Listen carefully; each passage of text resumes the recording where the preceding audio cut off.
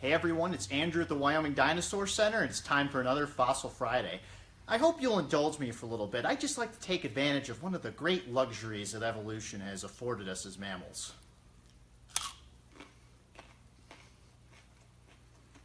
For those of you who might have trouble seeing, this is a carrot. Beta carotene is good for your eyes.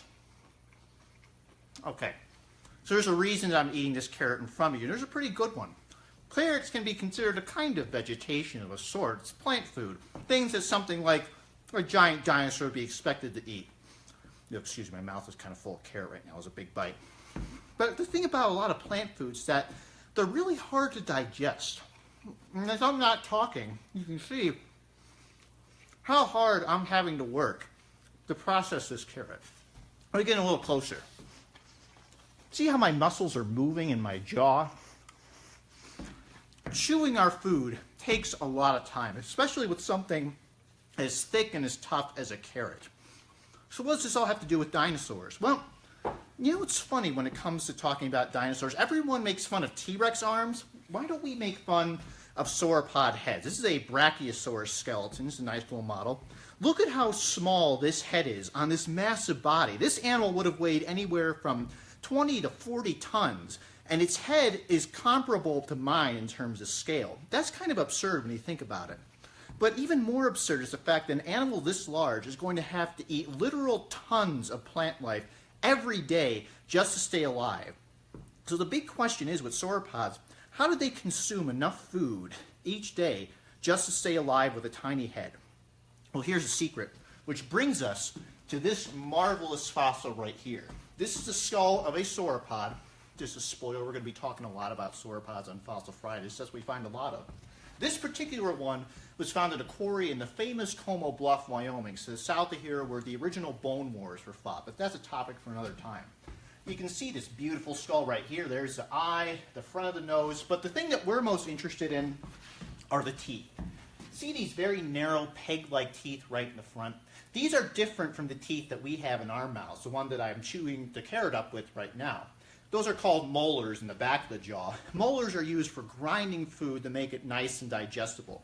Sauropods don't have molars. All they have are these peg-like teeth in the front, which are perfect for a very special adaptation. This is a nice bit of palm frond right here, something that this sauropod would really enjoy eating.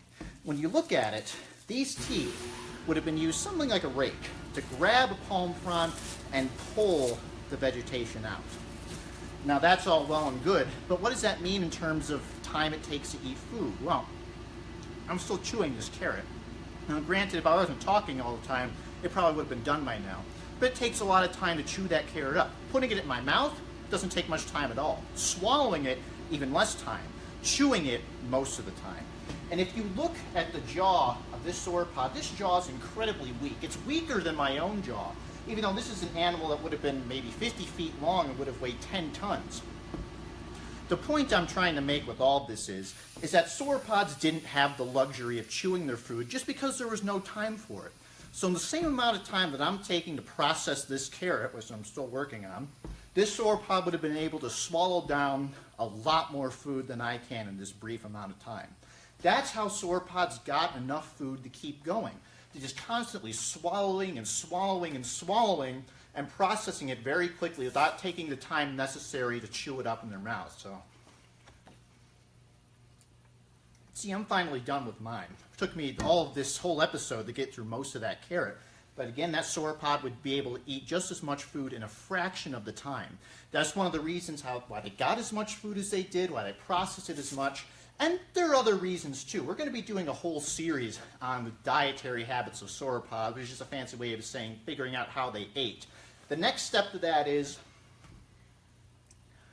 why don't we save this for another time, because this could be a little rough. But that's all we have today for Fossil Friday, so hope you enjoyed the show. Like this video, comment, share it, let us know what you think, let us know what you'd like to see more of. So until next time, I'm Andrew with Fossil Friday, keeping your Friday fossiliferous.